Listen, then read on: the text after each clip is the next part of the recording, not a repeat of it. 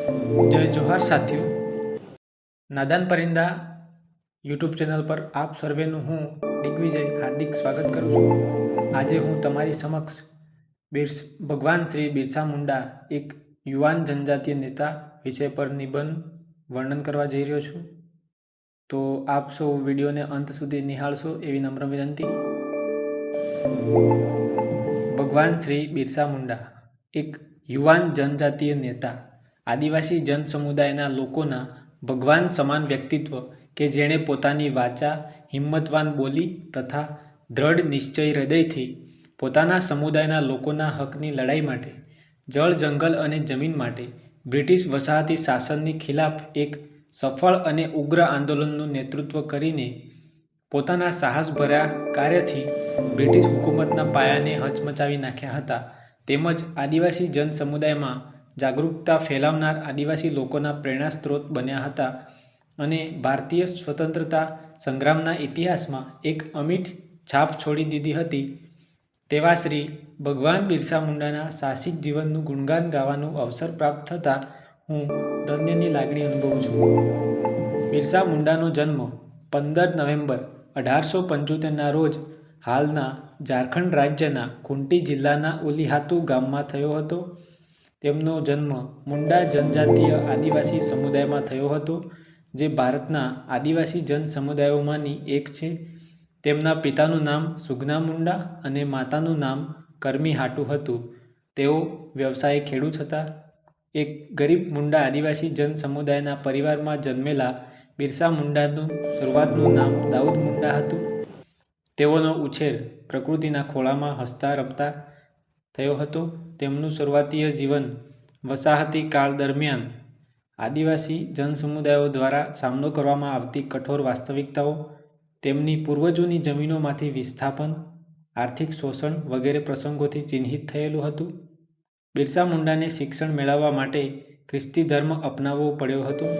તેમણે ચાલીબાસામાં ચાલતી ખ્રિસ્તી મિશનરી શાળામાં અભ્યાસ કરવા ખ્રિસ્તી ધર્મ અપનાવ્યો હતો, જે પાછળથી છોડી દીધો હતો. જ્યાં તેઓ રાષ્ટ્રીય ચળવળથી પ્રભાવિત થયા, તેમણે બ્રિટિશો દ્વારા ચાલતા વસાહતી શાસનથી થતા આદિવાસી લોકોના શોષણને નજીકથી જોયું. અંગ્રેજો તેમજ સ્થાનિક જમીનદારો દ્વારા કરવામાં આવતા આર્થિક શોષણ તેમજ આદિવાસી લોકોની જમીન છીનવાઈથી થતા શોષણને જોયું. અંગ્રેજોએ નવીન જમીન માલિક પ્રણાલીઓ, જમીન મહેસૂલ કાયદો અને કાયમી સમાધાન લાદી, જેનાથી મુંડા આદિવાસી જન સમુદાયના લોકોને જમીન બિન આદિવાસી જમીન માલિકો અને રાજ્યને ટ્રાન્સફર થઈ. આનાથી તેમના પરંપરાગત કૃષિ પ્રણાલીનો નાશ થયો અને તેઓની પોતાની પૂર્વજોની જમીન પર જ બાળુવાત બન્યા. બિરસા મુંડાએ પોતાના સમુદાયના લોકોને સરકારના નિયમો તથા કાયદાઓથી થતું નુકસાન અને પોતાના પૂર્વજોની જમીન છીનવાઈ રહી છે તેના વિશેની જાણકારી આપી, તેમજ જમીનના હકની લડાઈ માટે જાગૃતતા લાવવા માટે થઈ એક ઉગ્ર ચળવળ તથા સફળ આંદોલનનું નેતૃત્વ કર્યું. અબુઆ રાજ એતે જાના, મહારાણી રાજ ટુંડુ જાના. ભગવાન શ્રી બિરસા મુંડા અર્થાત રાણીનું રાજ્ય ખતમ થઈ જાય અને આપણું રાજ્ય સ્થાપિત થાય ના નારા સાથે 19મી સદીના અંતમાં બિરસા મુંડાની આગેવાની હેઠળ મુંડા બળવો શરૂ થયો હતો, જે ઉલગુલાન ચળવળ તથા ધ ગ્રેટ ટમ્બલન્ટ મૂવમેન્ટ તરીકે ઓળખાય છે. આ બળવાનો ઉદ્દેશ્ય જમીન હડપ કરવાનો, પ્રતિહાર કરવાનો અને આદિવાસી પ્રદેશો ફરીથી મેળવવાનો હતો, જેમાં જમીન અને કુદરતી સંસાધનોમાં અધિકાર પર ભાર મૂકવામાં આવ્યો હતો. આ બળવાના વિવિધ ઉદાહરણો જોવા મળ્યા. મુંડા દળોએ સરકારી કચેરીઓ, પોલીસ સ્ટેશન અને મહેસૂલ અદાલતો તેમજ દમનકારી જમીનદારોની મિલકતો પર હુમલો કર્યો, જેના કારણે આ સશસ્ત્ર બળવો થયો હતો. બિરસા મુંડાની વ્યૂહરચના અને દૃષ્ટિકોણ પરંપરાગત મુંડા માન્યતાઓ અને સામાજિક ન્યાય અને ધાર્મિક પુનરુત્થાનના તેમના પોતાના દૃષ્ટિકોણનું મિશ્રણ હતું. બ્રિટિશ સત્તાવાળા હોય આ બળવાનો બળપૂર્વક સામનો કર્યો અને જનજાતીય સમુદાયના લોકો પકડાયા અને ઘણા ખરા માર્યા ગયા. બિરસા મુંડાની પણ ધરપકડ કરવામાં આવી. ઈસવીસન 1900માં રહસ્યમય સંજોગોમાં તેમનું મૃત્યુ થયું હતું. તેમના મૃત્યુ પછી આંદોલનનો પ્રભાવ શાંત થતો નથી. બ્રિટિશ સરકારે બળવાનો વેગ આપતી ઊંડી ફરિયાદોને સ્વીકારવાની ફરજ પડી. આના કારણે 1908નો છોટા નાગપુર ટેનન્સી એક્ટ ઘડાયો, જેની થકી આદિવાસી સમુદાયોની જમીનના અધિકારોને થોડું રક્ષણ આપ્યું અને આદિવાસી સમુદાયના લોકોની જમીન બિન આદિવાસી લોકોને ટ્રાન્સફર કરવાનું પ્રતિબંધિત કર્યું. બિરસા મુંડાએ બિરસેત નામના ધર્મની સ્થાપના કરી હતી, જેમાં પરંપરાગત સર્વશક્તિમાન માન્યતાઓ અને સામાજિક સુધારાઓનું મિશ્રણ હતું.